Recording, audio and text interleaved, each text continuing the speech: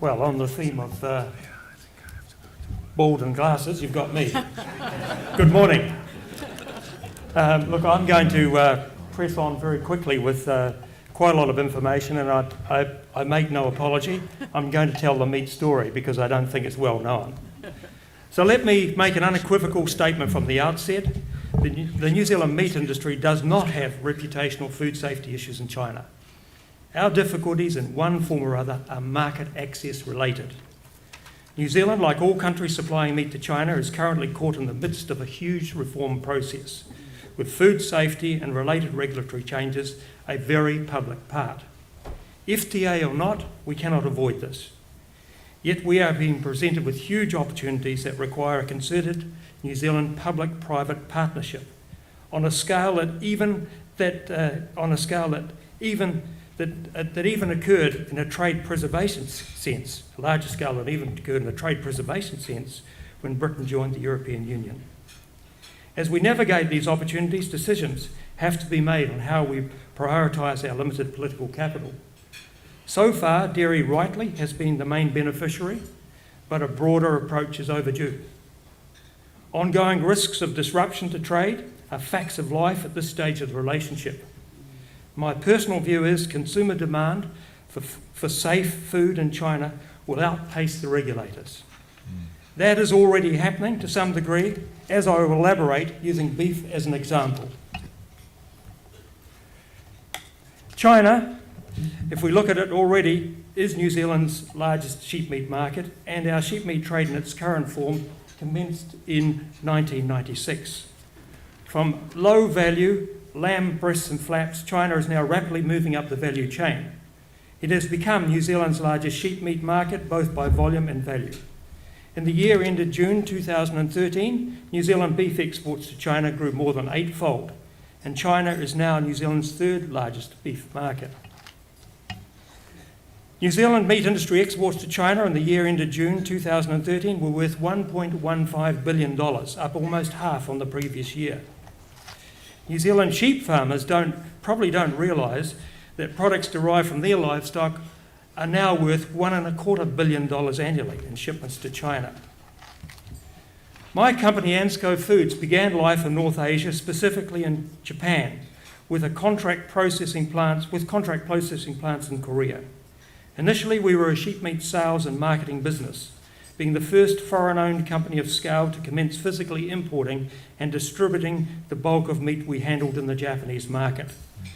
Market access changes for beef saw us backward integrate into New Zealand, and our subsequent expansion has been assisted by two large Japanese investors, Ito Ham and Nisui, both listed on the first section of the Tokyo Stock Exchange.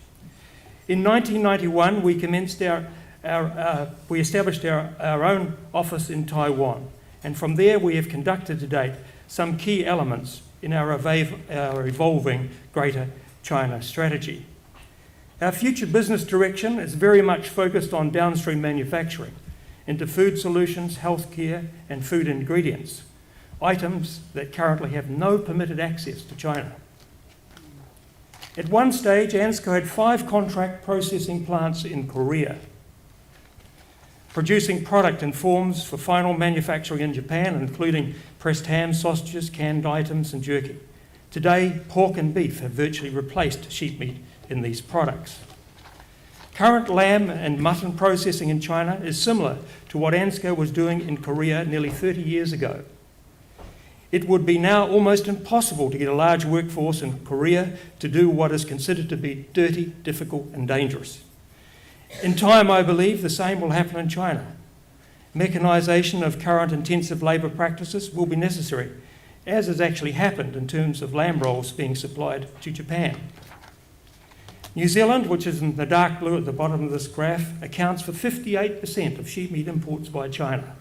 The growth and strong position of New Zealand is evident in the import statistics. The major end use of New Zealand lamb processed in northern China is for the restaurant hot pot trade. Retail sales account for a smaller share of the market. Some New Zealand beef is finding its way into the hot pot trade. And you can see retail displays in a city such as Harbin that could easily be found in Seoul, Korea. The process of getting New Zealand export plants listed by ANZCO in China has been tortuous. One ANZCO plant, MPI's China certified in June 2009, was finally officially listed 4 years later. Only 5 of ANZCO's New Zealand sites are listed by ANZCO. 2 of our beef plants have been waiting since 2011. These slaughter plants are among 17 New Zealand meat industry MPI China certified facilities waiting for listing. ANZCO Foods is New Zealand's largest chilled beef exporter, yet we sent just 1 tonne in this form into China in the past year. Chilled imports are currently prohibited, as are most beef and sheep meat offals. The long-standing lamb and sheep casings trade, which peaked at a value of $195 million in the year ended June 2012, is in jeopardy currently in its... ANZCO is also New Zealand's largest manufactured meat-based producer. None of our 4 plants are currently permitted to export to China. The United Nations FAO projections make it clear. Global demand for meat, which is in dark blue at the top, is in line to rise and exceed dairy, which is the pale blue, in comparative terms. The potential for beef production to add to New Zealand's exports earnings is enormous and can follow in the footsteps of dairy. In China, beef accounts for only 8% of per capita meat consumption. It is a niche, special meal occasion item, but demand is taking off. 2/3 of beef consumption is outside the home. Official import statistics suggest China is the world's 5th largest meat importer behind Japan, Russia, Mexico and the United States. This is very misleading. Until 2012, China's demand for imported meat, beef that is, was minimal if you believe the official statistics. In the year ended June 2013, they've moved up sharply, but are still well under 200,000 tonnes. The real position is more evident from US export statistics reproduced by Rabobank, showing a sharp rise in exports to Hong Kong and Vietnam and minimal change in those originally destined for mainland China, blue at the bottom of the graph. Put the US numbers alongside Indian buffalo exports to Vietnam in particular and Brazil beef exports to Hong Kong, and a clearer position emerges. The bulk of what has gone to Vietnam and Hong Kong has moved through grey channels, illegal channels, into China. My assessment is that China's beef imports in 2012 through grey channels exceeded 700,000 tonnes. Contrary to the official figures, China is today the world's largest meat importer. And the biggest increases in meat prices in China have been in sheep meat, which is the light blue at the top, and beef, the dark blue, just underneath.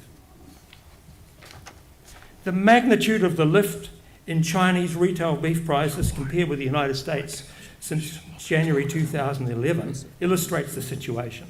They have increased 83% compared with 16% in the United States. Therein lies the real story. While gradual modernisation of Chinese cattle and sheep sectors is occurring through increasing use of vaccines, imported genetics, and efforts to increase herd sizes, there is a long way to go.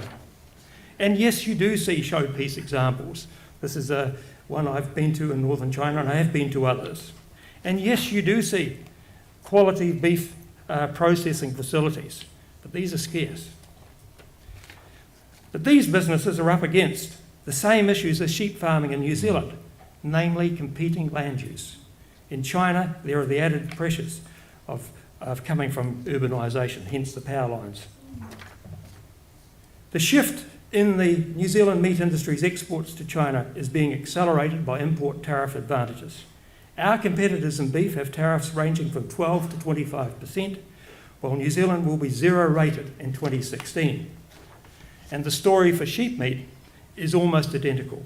Tariffs on New Zealand product at the end of it will end in 2016, while others will be 12 to 23%. As a recent Wall Street Journal opinion piece noted, China is in a new due diligence process. The pace of consumer change is exceeding anything even an old hand like myself witnessed in Korea and in Taiwan.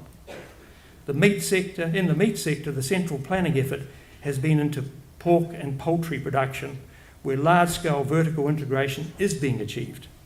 The domestic beef and sheep meat supply chains are weak and production systems undeveloped. Air pollution, bird flu, food safety and water quality scares are now near constant media items in China. On the 28th of August, the Politburo launched a broad 5-year anti-corruption plan to extend from 2013 to 2017. As a sign of things to come, in May this year, the leaders of China and India signed a memorandum of understanding on buffalo meat imports, with official access sure to follow. Resolution of New Zealand's meat access issues depend on official recognition of market demand changes and eventual compliance equivalence. The United States, Japan and the European Union compliance journeys for New Zealand, after more than 70 years supplying almost solely the United Kingdom, presented huge challenges. Sometimes we forget. Contradictory prescriptive requirements proved nigh impossible to accommodate. It needed identification of product hazards and actualising risks. Ultimately, importing countries have to rely on the export country controlling authority operating in their best interests. This requires an acknowledgement of equivalence, which can only be achieved through people relationships and trust building. In this regard, New Zealand has been too quick with China to play the equivalence card and not put in place the qualified resources to work through the trust building processes. There are 4 key ports in New Zealand's meat trade with China. We need to lift our performance in understanding the import authorities' requirements at these destinations. In conclusion, the pace of change in China and demand for imported foods has been underestimated and under-resourced by New Zealand, despite the trade goals set by leaders in 2010. If we are serious about goals, we need to plan execution steps. The equivalence journey with China has to accommodate internal food safety scare concerns and requires some strengthening of the New Zealand regulatory model. Trust comes through people-to-people relations and requires a public-private partnership in setting priorities. Neither party can operate in isolation. I think we do too much of this in New Zealand. We've got to work more together. The ongoing New Zealand meat industry plant certification saga will soon be in the past. China will be New Zealand's largest market for all leading food exports, with beef about to take off and follow in the footsteps of dairy. As our Chair Fran reminded us in her 4 October column in the New Zealand Herald, New Zealand has a gold medal opportunity. But this is not a one-off Olympic event.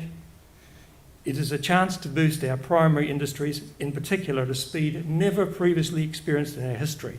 And certainly my company, ANZCO Foods, wants to be a part of it. Thank you.